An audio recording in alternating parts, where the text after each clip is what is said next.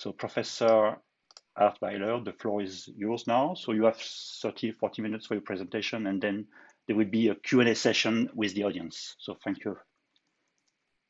Thank you very much, Serge and Director, for the kind introductions. I'm very honored to be invited here, and I'm now trying to share my screen with you. Yeah, we can see your screen. That's good. Good. And can I switch back and forward? Yes, I can. Okay. I would like to talk to you today about a topic which is of a big ethical and societal implication for future societies. It is about artificial intelligence, and it is for the use of artificial intelligence for assessing people to receive or not receive public goods. AI assessing people, that is a topic which in the moment is very much on the agenda, be it for job recruitment or other purposes. I would like to talk to you today about this specific application, AI assessing people in the public sector, in national welfare systems for receiving public social services, or deciding that people not receive these services. This happens now in many countries worldwide, more or less. Sometimes there are fully fledged out AI systems already in place. Sometimes it's just data analytics or even Excel sheets, but technology is used for making decisions on distribution of social services. And this, if it takes place via AI, that happens through profiling citizens concerning their present behavior and performance and expected future behavior and performance, and scoring these profiles of citizens, assessing the profiles, evaluating the profiles for decision making. This applies, for example, for assigning retirement benefits, or in case of unemployment, for assigning unemployment benefits. That happens in the public health insurance sector, scoring people for expected future behavior and rewarding or rejecting public services accordingly. So it's AI that decides on these decision makings. It's not just that the profiles and the scores are provided. It is then automatic decision making in most cases according to these citizen profiles. Of course, these decisions have far-reaching consequences for the individuals concerned. So whether you receive or not receive something might be very, very important for your life. Some initial examples where this happens, because these applications are not so well known, that they really happen everywhere. Here you have mainly European examples. In the Netherlands, you have the system Siri in place. It identifies risks for fraud in the social service domain mainly. In France, you have systems in place where statistics is used for monitoring welfare benefit recipients, again, mainly for fraud discovery in risk groups for future fraud, scoring people for future fraud risks. In Belgium, you have systems in place. In Austria, in Poland, Estonia, mainly in the unemployment sector. So people are profiled into, in Estonia, for example, into 3 groups, whether you as a person who fell unemployed are still close to the job market, whether you are employable or whether you are perceived as unemployable. According to these decisions, you will receive or not receive, for example, professional training and retraining on the job, and of course, financial services. In the US, systems are in place to detect or predict future child abuse in households, scoring households as risk cases. And this might then help to get social workers into the mode to go forward and do some prevention work in that. Mainly firms are developing these algorithms in these areas. These systems, these are just some initial examples. Of course, a main question here is these systems are working on data, on big databases, on individuals, on citizens. And of course, much of this data might be sensitive if you consider health applications, child abuse applications, and so on, highly sensitive personal data. Then you need a database on all individuals of interests. This is now in the digital age a thing that is more and more available, also connect databases. But of course, if ask the question, how good is the data? It is always past data that is considered here for the scores and the profiles, which means if there is in the database, for example, for the unemployment scores, data that mostly females in their 50s in their family break with a record in part-time employment and so on are difficult to re-enter the job market again, and that it is difficult to get them back to work if they fall unemployed, then persons with this profile, part-time employee, family break, will get a low score, for example, for the benefits in the unemployment sector. So think of your own score, think of your own profile, and think of how just or unjust this might be in your specific case, but also think about the bias and discrimination that will be transported from PACE data into the future by cementing this type of decision making, though there would be probably a high probability by policy, by reforms, by changes to do something against the bias and discrimination in the first instance. So applying these algorithms for decision making on PACE data will cement existing bias in the databases. So below on the slide, you see a few things that already happened in this realm. So people are very aware that this happens, that bias is discriminated, is transported into the future by this PACE data, and systems are taken from the market due to this specific phenomenon. So data is really an issue in these applications. Another question you might have is, if we talk about social distribution practices, we talk actually about social justice and about values. So who receives what? Who is considered as a legal recipient or a fraudulent recipient? Who is considered as needy or not needy, or deserving a certain benefit or not deserving, is a value decision in a specific value system.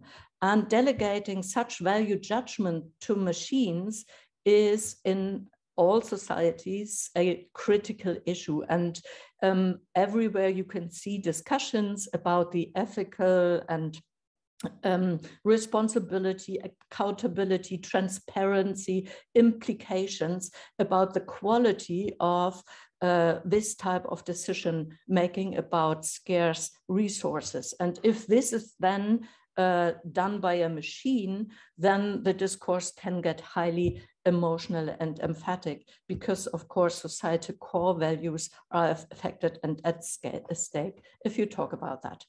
So question is, if you want to remedy for that, is there a one-fits-all approach? And of course, value are very much context bound. What is perceived as social just largely depend on culture. So for example, in India, the PDS, the public distribution system, is according to caste membership organized with positive discrimination and so on. But this would be impossible to think anywhere else to do this according to membership to a certain religiously bound structure. But this is not only that you have to look far away from a European perspective to see the context boundedness, even inside Europe. If you look, for example, at age discrimination, if somebody falls unemployed, you see that in the UK, it would be absolutely impossible to discriminate according to age and reject people for receiving unemployment benefits. But in Germany, this is somehow okay because you have a good pension system and you have to make space for the young generation and so on. So it is very much dependent on values, what you feel is just and what you feel is discrimination. So AI use in these applications vary, of course, according to technology status and about the sentiments according to technology. And even within societies, you can see that acceptance of AI use for public social service provision varies between societal groups because there are always winners and losers. And of course, there is different support.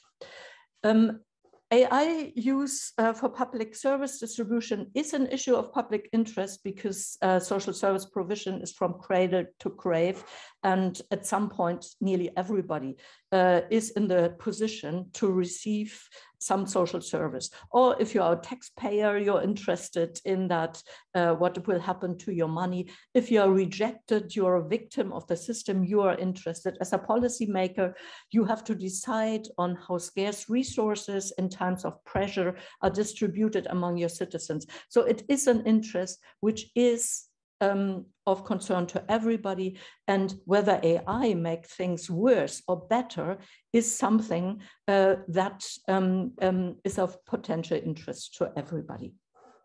Who now can improve current systems? If you consider bias and discriminations, of course, to identify flaws in the current system, the ones not receiving anything, minorities, vulnerable populations, people at the edge of societies, people with no voice, they will know exactly where are the flaws, where's the bias, where's the discrimination, where's the problem. So to get these people into technology co-design would be very important as all inter and transdisciplinary expert groups involved, like policy, industry, science, NGO, health, religion, arts, and so on. So it is a participatory problem and a problem of concern to everybody, and it would need to be solved according and in relation to cultural context to try to make AI systems more fair. So this is what the project I'm currently leading is about. AI FORA is the acronym for Artificial Intelligence for Assessment. It is a project running and funded by the Volkswagen Foundation for the next 3 years. And this project will look at a collection of case studies, 11 case studies worldwide, and will look at the situation before and after AI.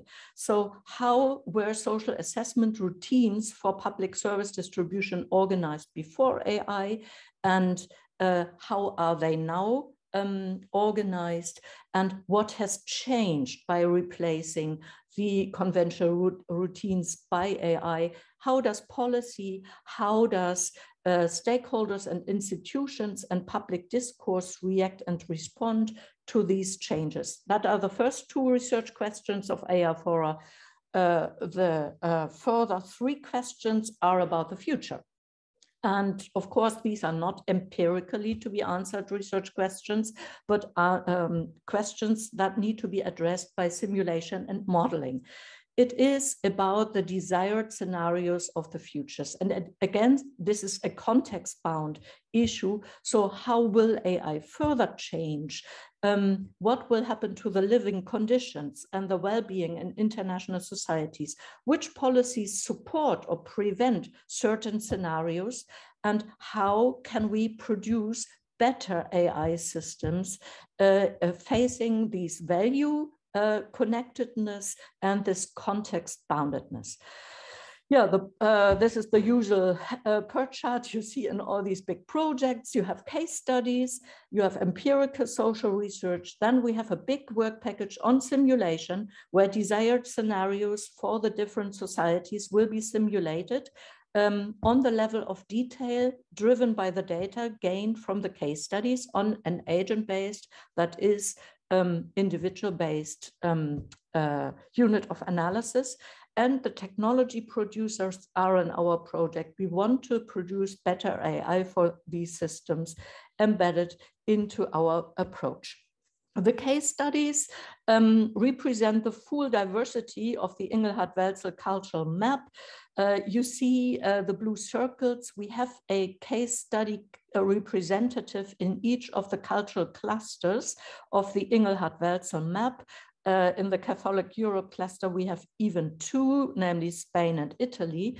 That was the aspiration, that we cover as much cultural diversity as we can. We have now 11 case studies, and we have, this is not covering all 11, it's just updated. In each case study country, we have a social science partner and a computer science partner, and they work together. Social science for investigating the cultural and social economic value base of the systems and the local context, and the computer science investigating the AI implementations and characteristics of the algorithms. Furthermore, we have interesting partners where the no-voice people and minorities, vulnerable populations, will be integrated into the co-design process. We call them safe spaces partners. These are local intermediaries. They are not university, they are not industry, they are not policy, they are just specialists in intercultural discourse, in mediation, in conflict mediation, and organizing these participatory processes. I skip a few of these things because you would like probably to hear more about the simulations we are doing. This is a specialty at my unit. As Serge already said, I'm the current president of the European Social Simulation Association, ESSA. What we people are doing is we are building simulations of social systems.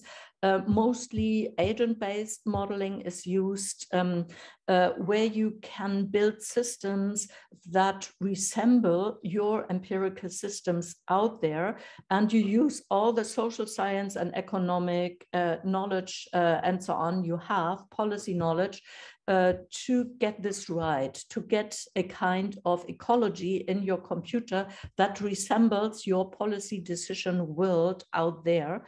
And then if you're happy with what this running theory of a policy of change is doing on your computer, you can be relatively safe in assuming that the policy would work out in the real world as well.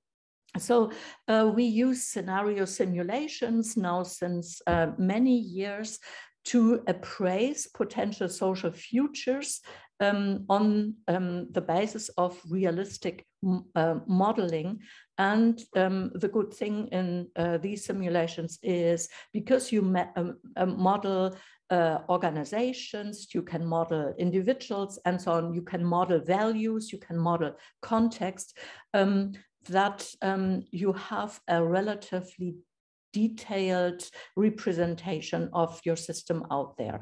And if you put together these systems, and this is why this term participatory is on this slide, you can use stakeholders to do the modeling together with you to get things really right. And that is, we also always include policy people, policy analysts, policy makers, public administrators into our modeling procedures, but also all the stakeholders saying how the system looks like, what kind of data, what kind of background would need to be considered.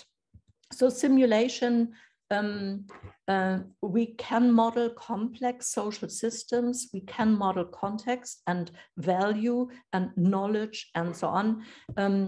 We have already agent-based modeling very much on cultural comparison frameworks like the ones of the Hofstede dimensions. And in the artificial space, of course, if you try out certain interventions, certain support of scenarios, you do not need to go the risky way and just try it out in the living world. So you can stay in the safe world of the computational representation. There's a specific approach for this participatory modeling. It is called companion modeling. It is a whole methodology where you involve stakeholders in the modeling processes to get the problem formulation right, to get the problem description right, to develop solutions and test interventions and test certain types of decision making.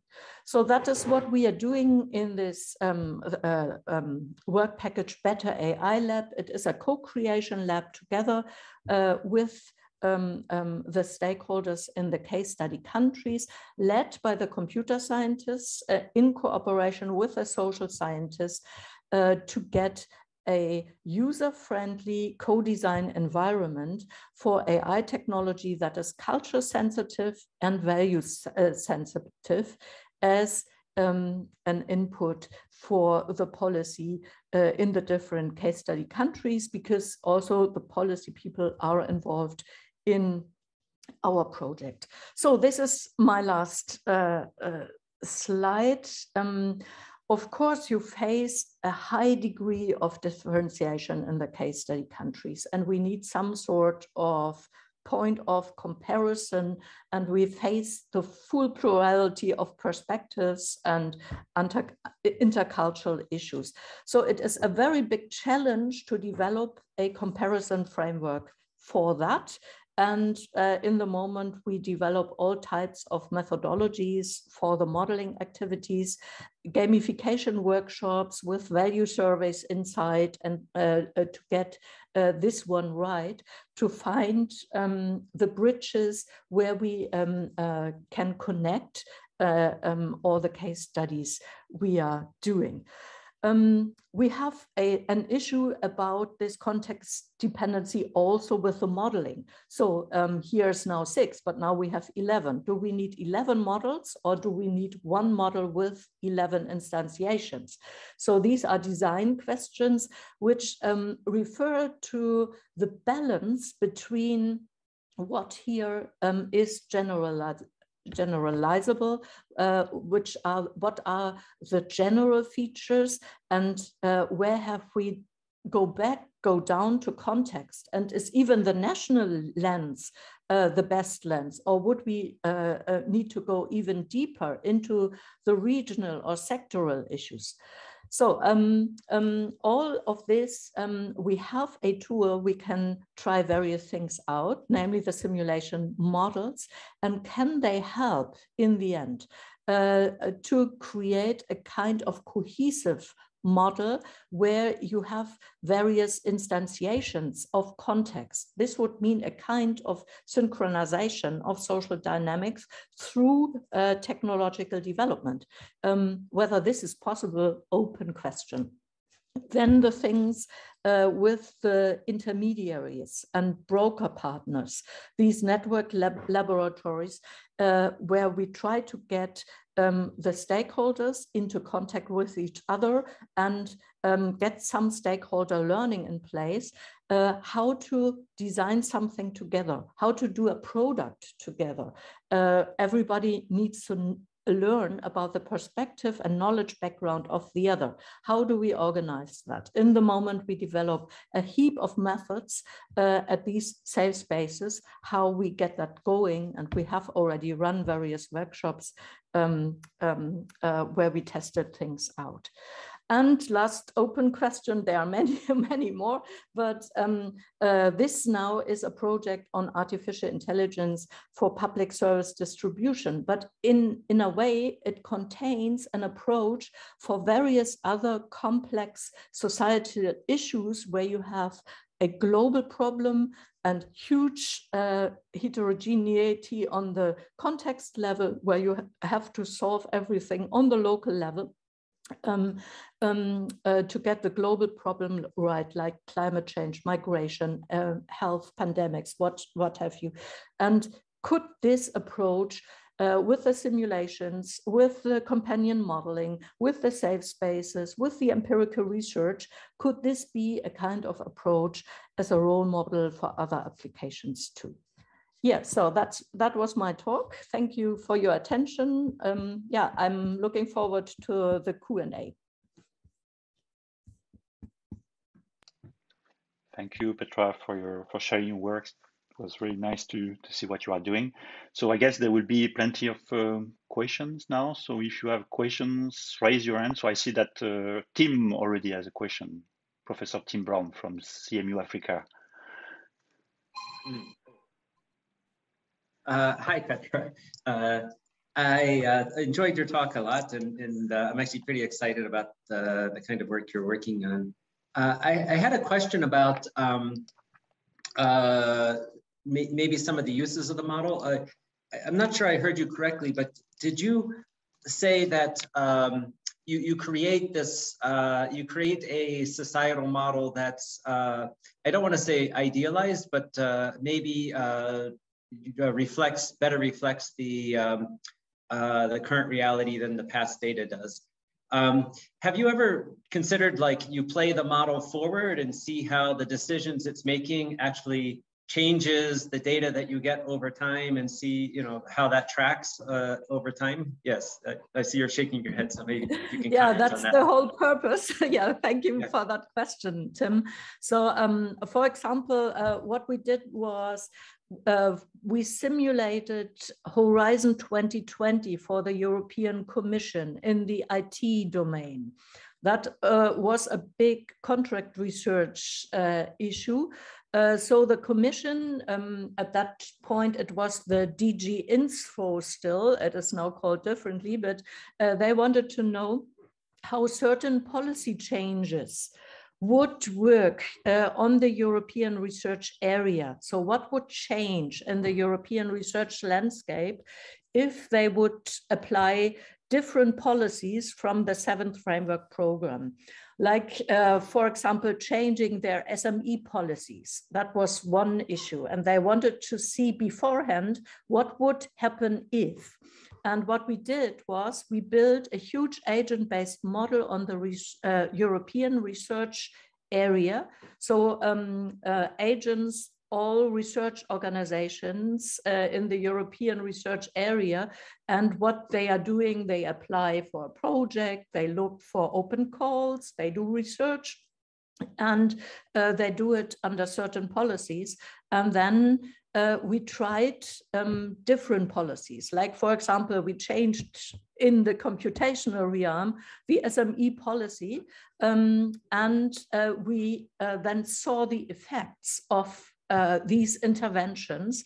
And then we went back to Brussels and discussed these observations And it was then that the stakeholders from the DG Info, they could see this would lead to this trend, this would support this scenario and so on. It is not a one-point prediction what will happen, but you can see the direction that is supported by this policy decision, and you can discuss whether you want it or not. Yeah, and how it interacts with other policy interventions. So you can use the model very nicely to discuss your future policies. And it was used for Horizon 2020 construction then. Great, thank you. Do we have more questions in the audience?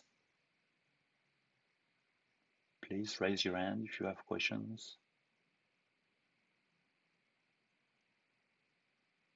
Yeah, I have a short question right now. So I understand that this project just started recently. So I want to know if, because there is different case studies around the world. So if you see some kind of differences among the different countries in terms of the participation, when you have to build the models, do you see some cultural differences? I guess.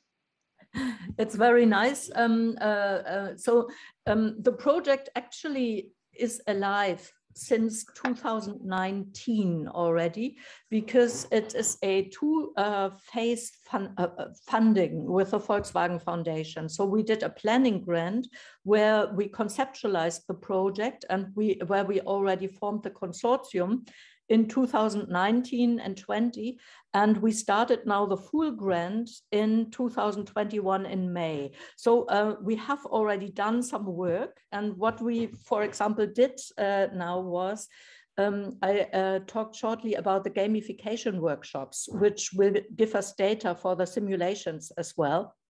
And we did the same workshop in Spain and in Germany. And it is about the value decision-making of stakeholders facing a certain value decision space. And what you could see, it is all about social service provision and whether you will invest in others and whether you look at the collective good or whether you rather think that's your own individual performance that should help you in a specific pressure situation. So it is a game situation like that. And what you could see in the comparison of Spain and Germany was very interesting stuff, namely that under certain pressure, the Spanish people more and more desperately tried to develop cooperative solutions. So it was very interesting. They tried even harder the next round to develop something together, while the German people at a certain pressure point, they fall to individualistic strategies and tried, so to speak, to save their own lives. And this happened in these games a lot in various settings. And this is what we are after. The societal footprint is in each of you, and it does not matter whether you play these things with thousands of people or just you look after the societal footprint in one person. It is there somehow. And this is what will give us the point of comparison then for the simulations as well.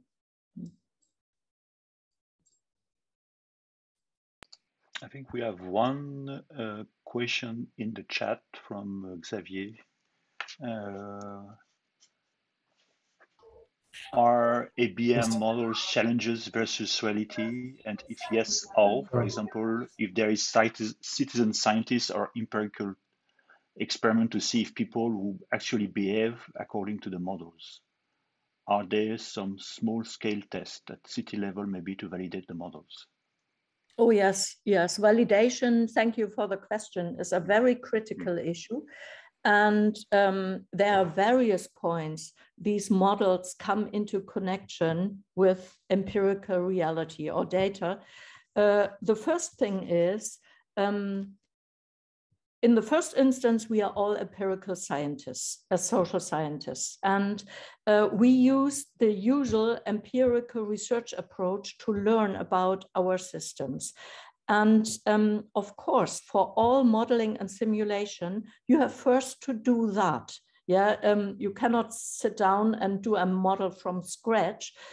You will first do your job as an empirical scientist and find a description of your system supported by empirical data, and you develop a theory according to your observations, and you refine the theory in relation to the data you look at. So you do the usual job, so to speak. The modeling and simulation is just going a step further now. So what you then do is you do not write a book about your theory.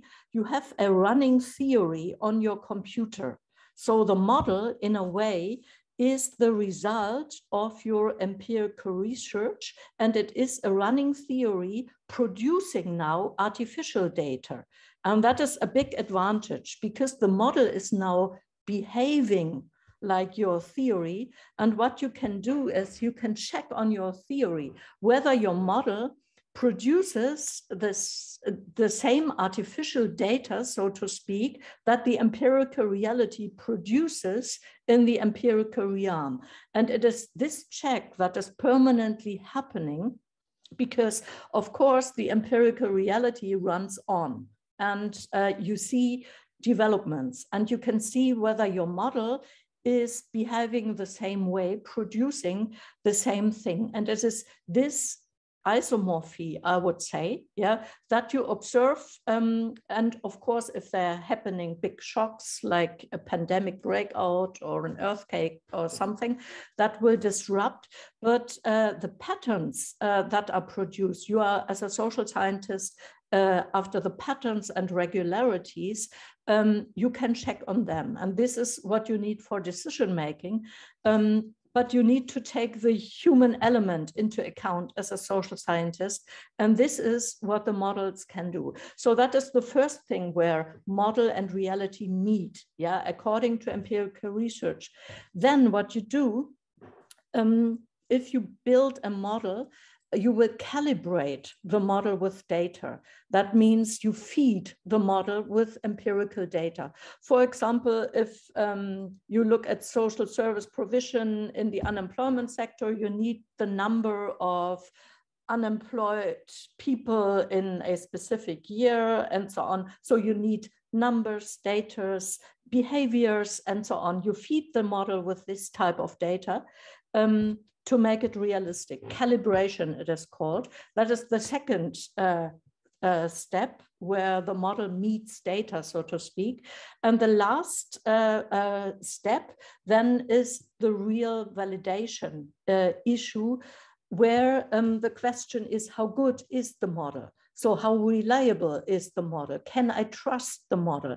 Of course, if the model produces the same type of artificial data the real world produces in the same time, that's a good indication. So it could be a good representation, but that's not all, yeah, because you then assume a realist representational approach between theory, model, and reality. And that is not always the case, and it's not convincing to everybody, especially not to policymakers. Yeah, so the question is, do they trust the model?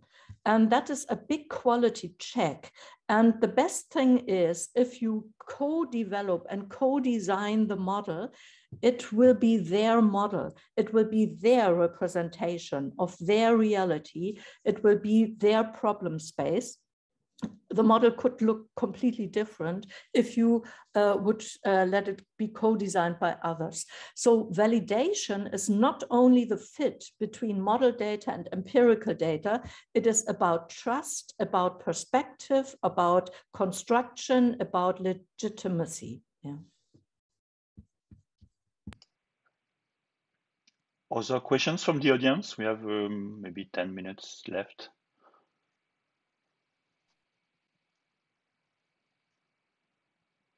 No more questions. Hi, Serge. Maybe I'll just do a quick one. Can you hear me? Yes, thank you, Mblo. Hi, Petra. Thanks very much for that very interesting presentation. I'm just interested more in, I think, what you call safe spaces, particularly with regards to the participation of non-expert users. So your layperson on the street who doesn't have the technical expertise to understand how the models work. So I'm just curious, with some of the tools that you use, I know that you mentioned companion modeling, but what are some of the other tools that you use to alleviate this barrier of lay people participating and taking ownership and understanding the modeling process? We've done some modeling work in our own work as well, and we've always had this challenge around how do we make sure that participation is seamless and empowering, and actually in a way that's not tokenizing in a sense, right? So in a way that people actually meaningfully participate and shape the outcomes as well. So I'm just curious, what's been your experience in that space? Yeah, thank you. That is really a very big challenge. I think one of the biggest of the project, one of the biggest risks of the project also, if this fails, you know, if you cannot get these people on board for co-design, if you again exclude the ones who know about where the issues are. Yeah, because they are the experts for the flaws in the system, and you need them because other people cannot even see them. Yeah, and to engage them is a big challenge. And yeah, I already talked a few times about the gamification workshops. This turned out to work really good because it is not that people are not interested or something. They need a low barrier entry. Everybody can do and has the feeling, I can contribute, you know, so it doesn't matter whether I can talk academic or whether I am rich or whether I have power or something. I can do something everybody can do, and gamification is something like that, and it is fun as well. So the German case study is about migrants and refugees, and that is a very vulnerable group. And they come to these workshops with a lot of hesitation, yeah, because they have bad experience and they don't know the language and things like that. And to create an environment where they feel happy with is very important, where they think they can contribute and where they think their contribution is of consequence. I think that is also mandatory, that they could have the feeling, oh, you guys, you want just, we play around and we talk and afterwards we go home and nothing changes. Yeah, so that would be really desperate. So we try to develop a situation where they can immediately see, okay, there are interested people, decision makers here, who really would like to change things. They simply do not know how and where. Yeah, so they really take us serious as experts. And afterwards, the AI system here will look differently. Yeah, so this needs to be really a kind of reward for participation, which you can immediately see. Yeah, I can make a difference. Empower people that they see they make a difference.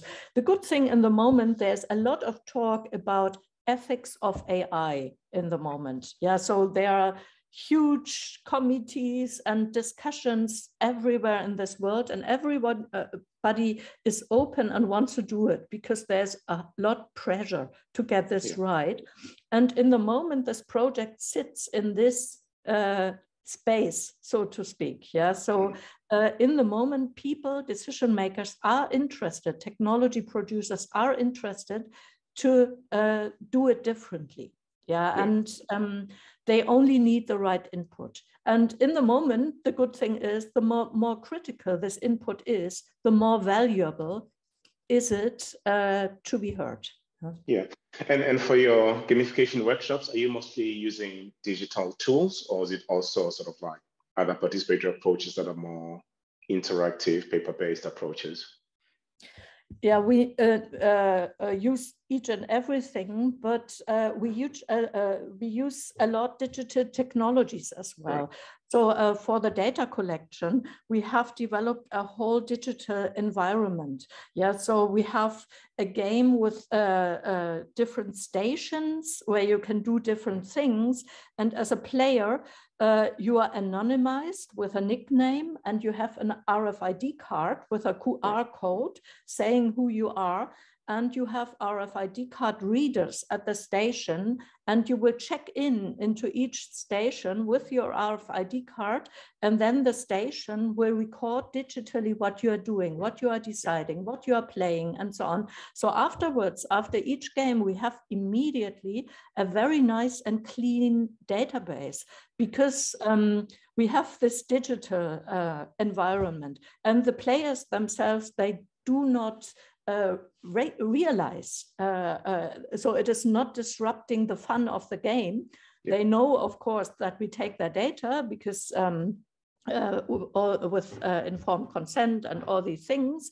Yeah, but the digital environment is quiet, so to speak. Yeah, yeah. So it takes the data without them being seen. Oh, I am just a robot, and I'm going here as a player. I could be a computer game player. Yeah, so the game is still intact, so to speak. Okay, that's great. Thank you very much. We have one more question in the chat. So from Joel Capju, please, how we can evaluate the precision of such model?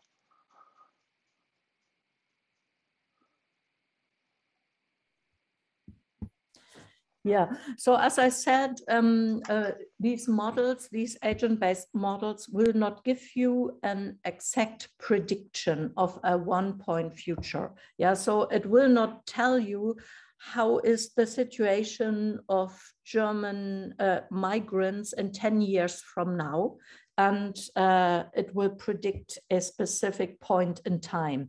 What it will do is it will show you trends and scenarios that will be supported or not supported by certain parameter changes and interventions.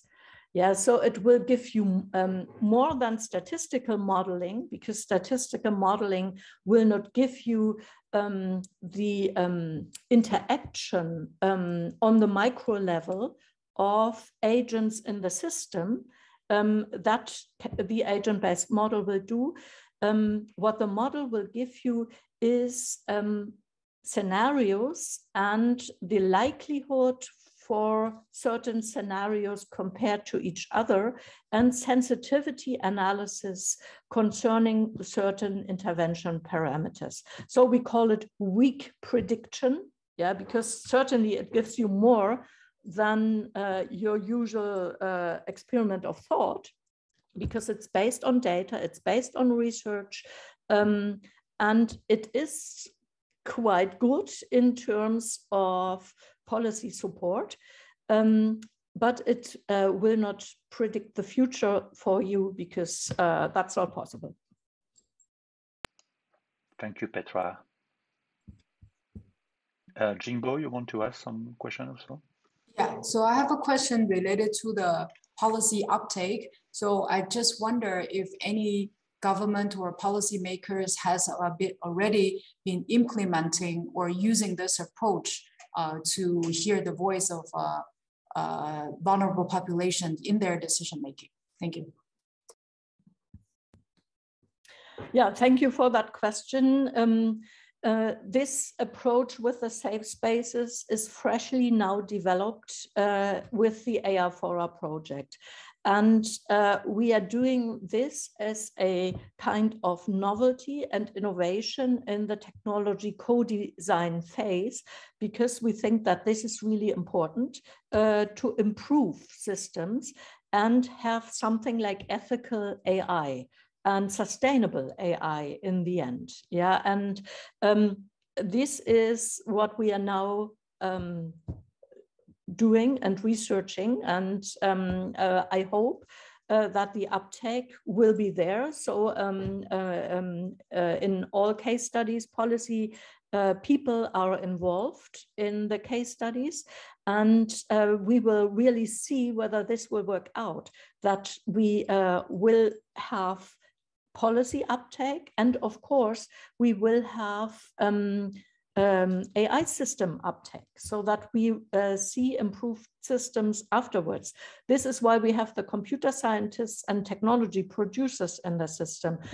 You know, these systems are built by just a handful of companies worldwide, and then they are exported. So most of these systems are coming from the US. For the distribution systems. And what we have the social justice concepts of some US engineers spreading over the world in the moment, because this is what is applied in systems worldwide in the moment. And this is what we want to change.